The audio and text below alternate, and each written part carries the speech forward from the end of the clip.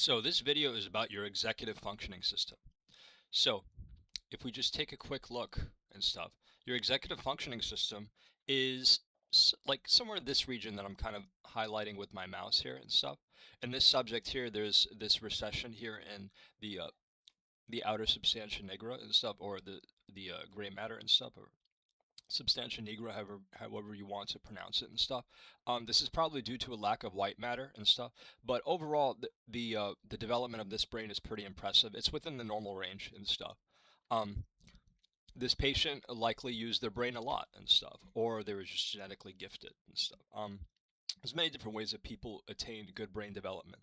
Um, it's also possible, like it's also possible that something was accelerating his pituitary hormone as well. Um, and maybe it's thyroid hormone as well. I don't know too much about the T3, T4 cycle to tell you about uh, it, how much how like whether it can really accelerate brain cell growth that much, but I know it does play a role. Um, the trouble here that I've been stuck on is that during the T4 part area of the biosynthesis pathway and stuff, it's actually where brain cells might be getting broken down. So um, there's that and stuff. I believe T4 is the one that suppresses the thyroid as well. Um, I'll have to look into that more. But anyway, so your executive functioning system in you and stuff. Now for some supporting background info. Mo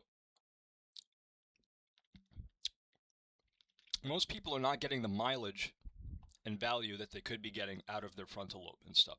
And you can tell that and stuff by the nature of the decisions they make. People typically make poorly calculated decisions that often require them to live with the consequences for many years.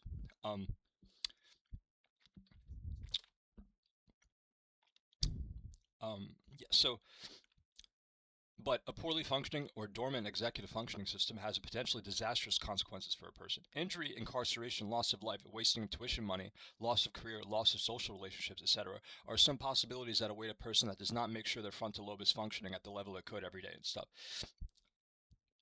As a general rule and stuff, if it is waking hours and stuff, and you had your sleep and everything, you should be very active and stuff, both mentally and physically and stuff. This is where a person develops their capacities better, and it's where they realize more value for what they're doing and stuff in terms of their position and their statistical position in the situation in life, the results they get as well. Executive function is also an important aspect of IQ and general mental ability, brain power and stuff. So now here we're talking about more of like the definitive aspects of it and stuff.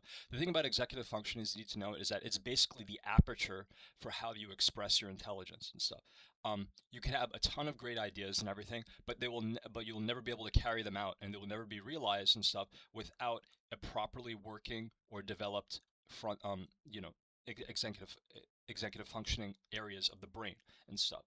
It's not a small area; it's a complex of multiple areas and stuff. Um, Again, it's the frontal lobe. It's yeah. So now I talk about how crucial is the brain, how crucial the brain and intelligence are in life in general, and the many crucial areas of life. In other videos, I would recommend looking around for that on my channel.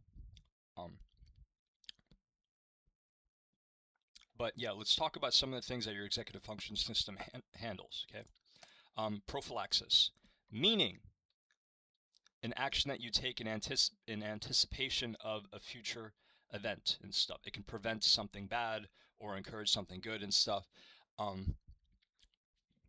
Prophylaxis is a small but important consequential concept in chess that I talk about and stuff.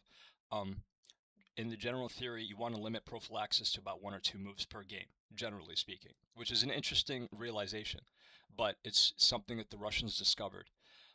Anyway, so timed actions includes pausing. I mean, not the Russians, the Soviets. Whoops.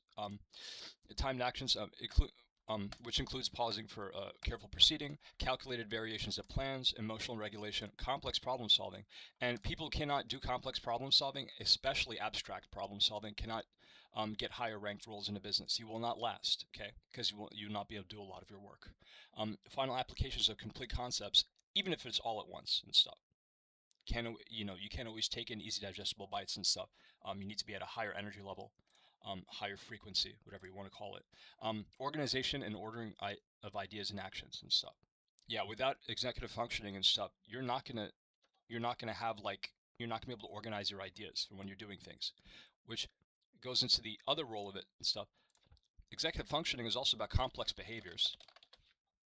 Okay.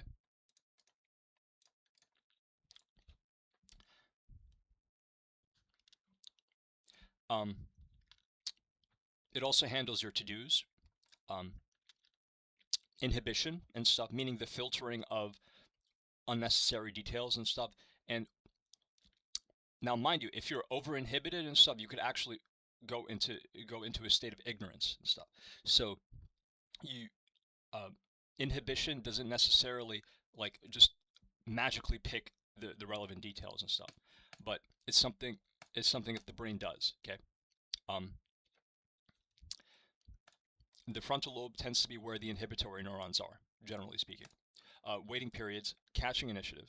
Okay, you learn for the places where you really could do something proactive in everything. And when you should just let things work for you or whatever.